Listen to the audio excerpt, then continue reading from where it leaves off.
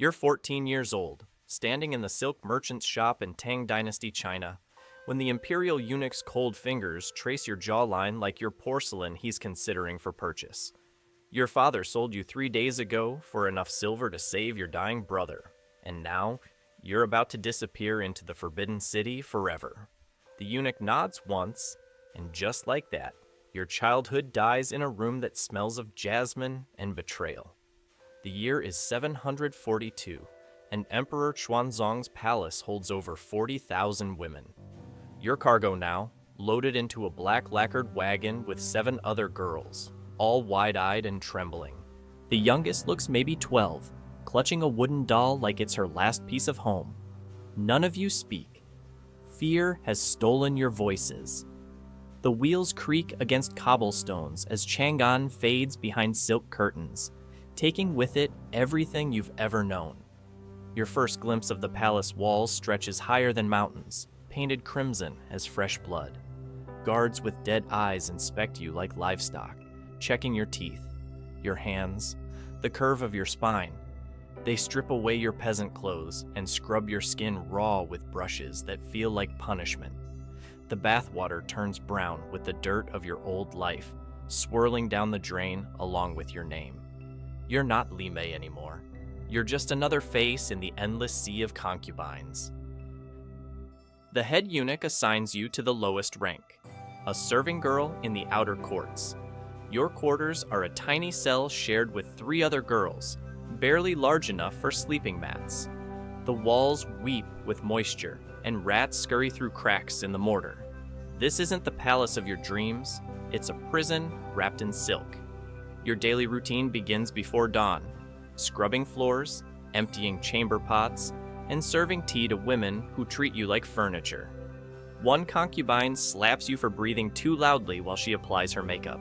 Another threatens to have you beaten for looking directly at her reflection. The hierarchy here is vicious. Every woman above you claws to stay there, and every woman below plots to climb higher. Trust is a luxury that costs lives. Your bunkmate, a girl named Plum Blossom, warns you on your 3rd night. The pretty ones disappear first, either promoted to the inner courts or found floating in the lotus pond. You learn to slouch, to hide your face, to become invisible among the thousands of forgotten women. But invisibility only protects you so long. During the Autumn Moon Festival, when the Emperor selects new concubines for his personal chambers, your luck runs out. A senior consort notices how gracefully you pour wine, how your eyes reflect candlelight like black pearls. She summons you forward, fingers tilting your chin toward the lamplight. Your heart hammers against your ribs as she examines your face with the calculating gaze of a merchant appraising jade. The next morning, eunuchs drag you to the preparation chambers. They strip you naked and paint your skin with powders that make you look like a porcelain doll. Your hair is twisted into elaborate sculptures, held with golden pins that dig into your scalp. The silk robes they drape over your shoulders cost more than your village earned in 10 years, but they feel like burial shrouds. You're being prepared for the Emperor's pleasure, and terror tastes like copper in your mouth. The rules are simple and deadly. Please him, or vanish forever. No one explains what pleasing him means. You're expected to know instinctively, to read his moods like sacred texts. The women who survive his attention speak in whispers of his preferences, his temper, his capacity for cruelty. Some nights he's gentle as a spring breeze. Other nights girls emerge from his chambers with bruises that tell stories they'll never speak aloud. Your first summons comes on a night when autumn rain pounds the palace roof like war drums. Eunuchs carry you through corridors that twist like a maze, past gardens where peacocks scream in the darkness. The Emperor's chamber glows with 100 candles, their light dancing off golden dragons carved into the walls. He sits on a throne carved from single piece of jade, his eyes sharp as a hawk's, studying you like you're a puzzle he needs to solve. He's younger than you expected, maybe 35, with the soft hands of a man who's never worked a day in his life. But there's something predatory in his smile, something that makes your skin crawl even as you force yourself to bow gracefully. He gestures for you to approach, and each step feels like walking toward your own execution. The silk slippers they gave you whisper against marble floors that reflect your terrified face. When he speaks, his voice is velvet wrapped around steel. Dance for me! You've never learned palace dances, only the simple steps your mother taught you during harvest festivals.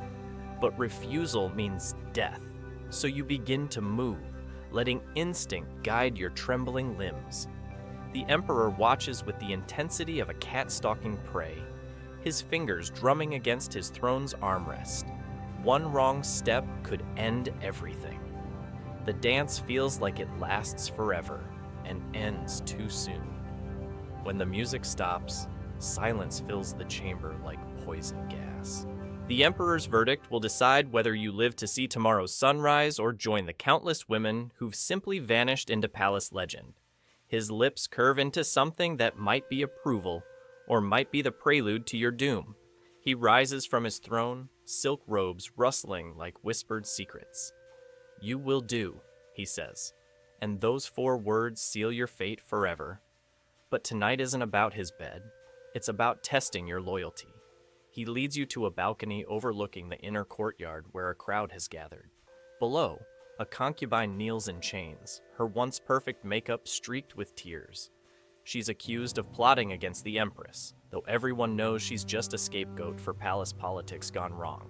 The Emperor hands you a silk cord, its golden threads catching moonlight like a noose made of starlight. "Prove your devotion," he whispers, his breath hot against your ear. "Show me you understand what happens to those who forget their place." Your hands shake as you take the cord, knowing what he expects. The crowd below falls silent, waiting for your choice. Kill her, and you secure your position. Refuse, and join her in death. You descend to the courtyard on trembling legs, the cord burning in your palm like molten gold.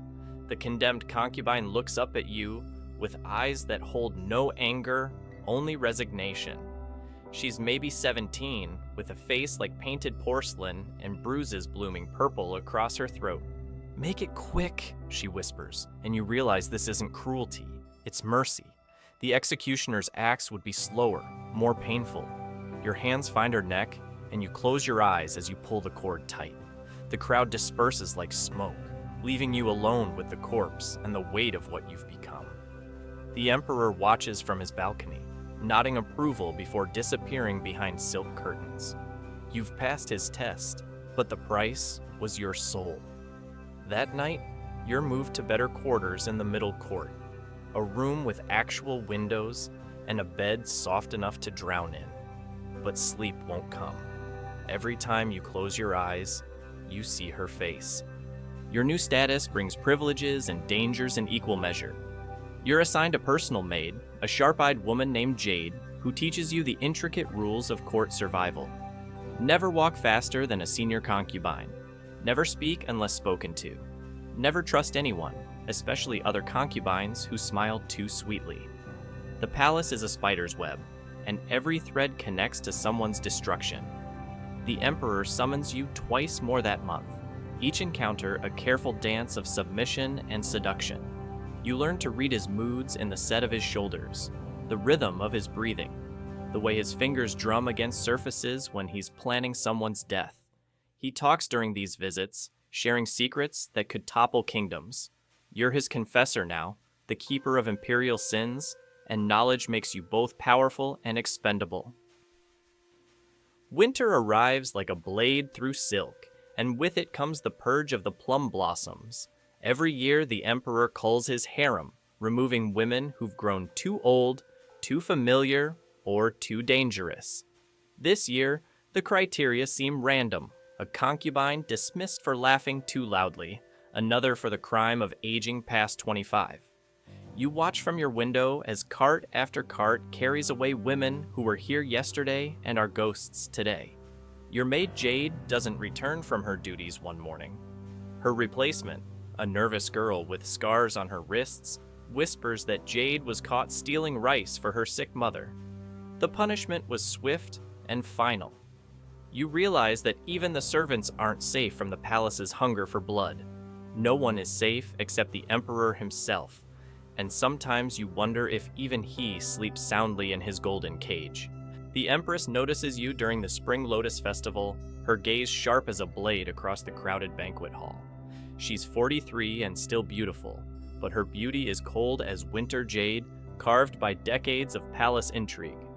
When she summons you to pour her wine, her fingers brush yours deliberately. "You're the one who strangled the traitor," she says, her voice barely above a whisper. It's not a question. You nod, unable to speak past the terror closing your throat. The Empress studies your face with the intensity of a scholar reading forbidden texts. "Good," she finally says. "Loyalty should be rewarded. You'll serve in my personal chambers from now on." It sounds like promotion, but you know better. Serving the Empress means entering a deadlier game where the stakes are measured in dynasties, not just lives. Her chambers are a maze of silk screens and hidden passages, where conversations happen in coded whispers, and every smile conceals a dagger. The Empress has her own network of spies, her own methods of disposal, her own rules that exist above even Imperial law. You're her newest piece on the board, and she moves you with the casual precision of a master strategist planning a war. Your first task seems simple. Befriend Consort Moon, a young woman who's caught the Emperor's attention with her musical talents. But nothing in the palace is simple. The Empress suspects Moon of carrying messages between the Emperor and his brother, the prince who waits in exile for his chance to claim the throne. Your job is to discover the truth, whatever the cost. Moon is 19, with eyes like dark water and a voice that makes grown men weep.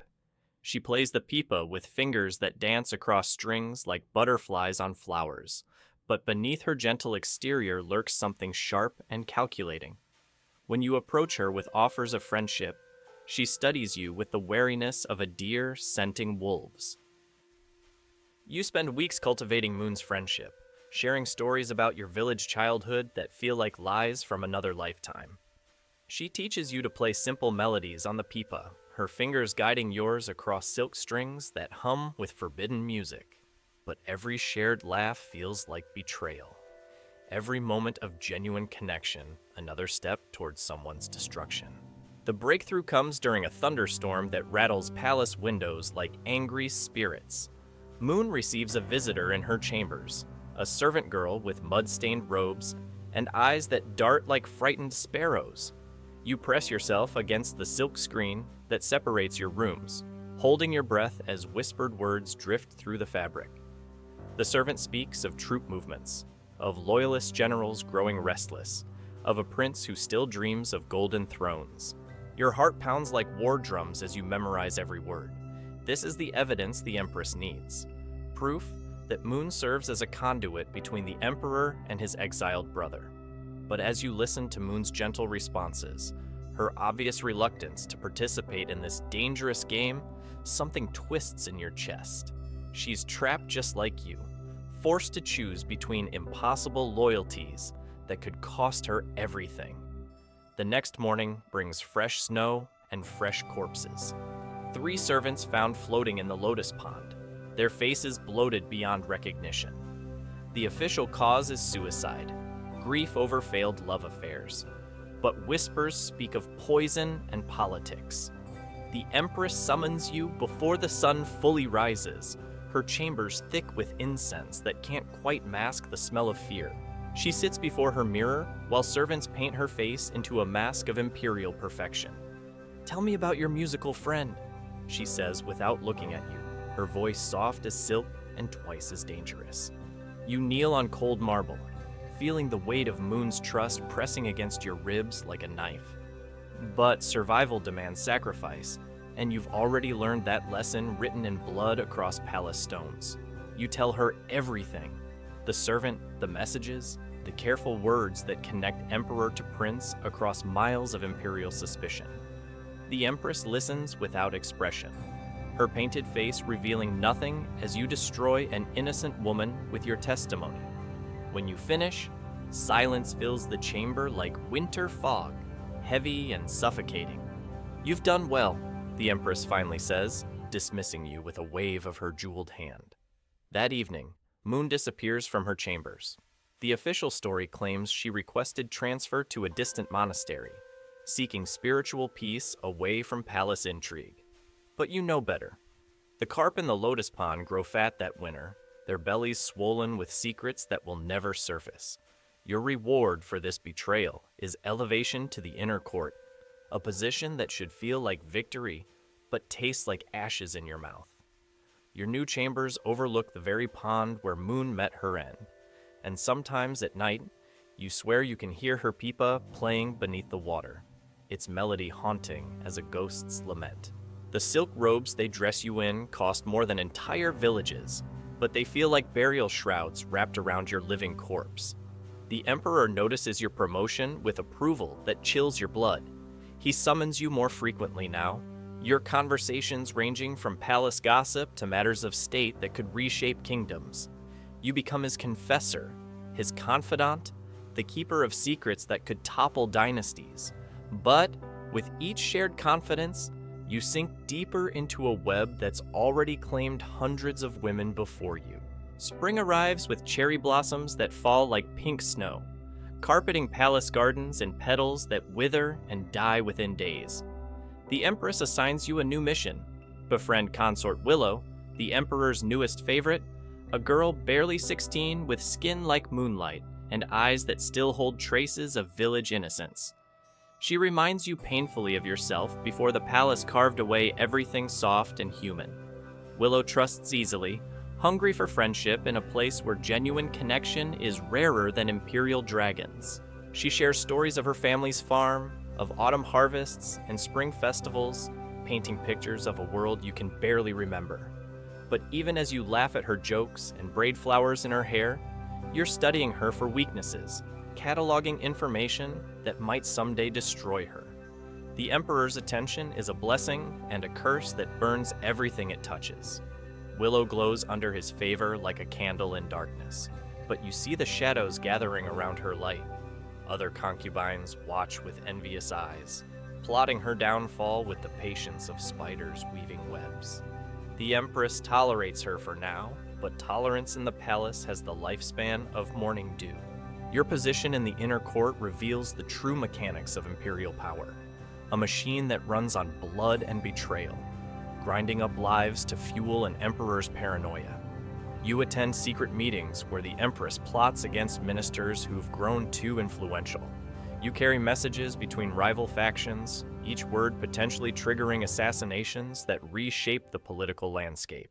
The Emperor's brother remains in exile, but his influence seeps through palace walls like poison through silk. Letters arrive in hollow jewelry, messages hidden in flower arrangements, coded communications that speak of revolution disguised as poetry. You learn to read these signs, to interpret the language of treason that flows beneath every court interaction. Winter returns with vengeance that freezes palace fountains solid and drives concubines to huddle around braziers like moths around flames. The Emperor grows more paranoid with each passing month, seeing conspiracies in every shadow, betrayal in every whispered conversation. His midnight summons become interrogations where wrong answers earn graves in the palace gardens. You survive these sessions through careful truth-telling, revealing just enough information to seem valuable while protecting secrets that could destroy you.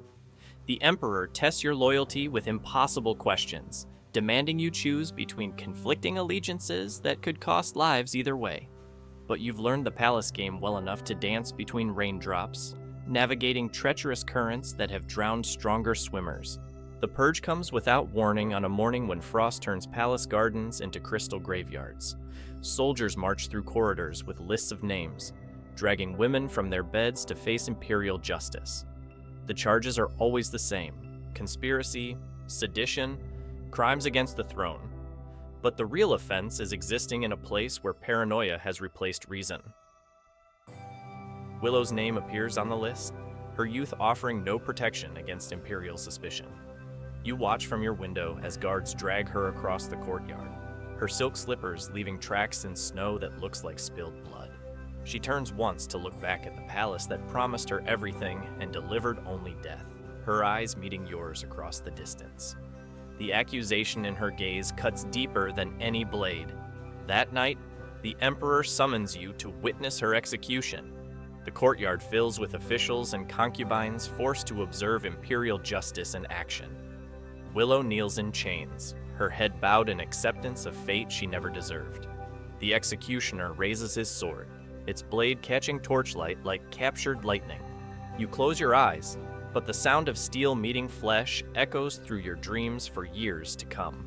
Your survival depends on becoming something harder than the palace walls themselves. You learn to smile while planning murders, to offer comfort while preparing betrayals, to love without attachment in a place where feelings are fatal luxuries. The girl who entered these gates clutching memories of home dies a little more each day, replaced by something sharp and calculating that wears her face like a mask. The Empress rewards your continued loyalty with greater responsibilities and deeper secrets. You oversee the training of new concubines, teaching them the delicate art of palace survival, while knowing most will fail the lessons that cost you everything to learn. Some remind you of your younger self, wide-eyed and hopeful, believing in fairy tales that end in golden crowns rather than unmarked graves. You teach them the palace dance of survival, showing young girls how to bow without breaking, how to smile while dying inside, how to navigate corridors that lead to either golden chambers or unmarked graves. Their eager faces reflect your own forgotten innocence, and you wonder if teaching them these lessons makes you their savior or their executioner. Most will vanish within months, ground up by palace machinery that feeds on youth and hope.